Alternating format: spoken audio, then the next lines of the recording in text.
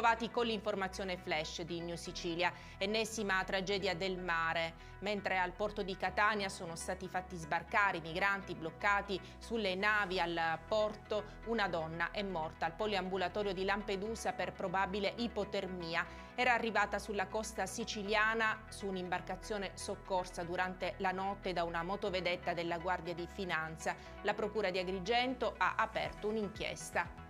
Una forte scossa di terremoto è stata avvertita nel centro Italia subito dopo le 7 del mattino. La magnitudo, secondo l'INGV, è di 5,7 e l'epicentro sulla costa pesarese a una profondità di 8 km e a 30 km da Fano e 35 da Pesaro. La scossa è la più forte dal 1930.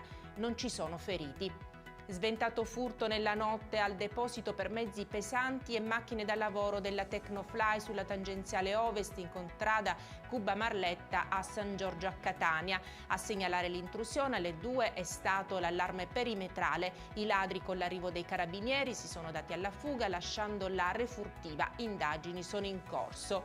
Dopo più di un mese dalle elezioni si insedierà ufficialmente domani la nuova Assemblea regionale siciliana che darà il via alla 18ª legislatura. Vi abbiamo annunciato i probabili assessori, il presidente all'ARS, il segretario dell'UGL di Catania propone le priorità. Ci aspettiamo tra le prime leggi la tanto agognata riforma delle ex province regionali, abbiamo bisogno di una zona industriale all'altezza degli investimenti, i cittadini chiedono una soluzione al problema atavico dello smaltimento dei rifiuti, ha detto Giovanni Musumeci.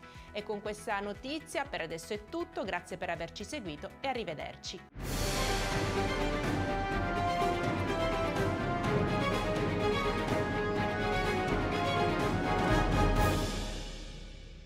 Procar, centro assistenza autorizzato BMW e Mini, adesso anche BMW Motorrad, via George Marshall 7, Mister Bianco, Catania.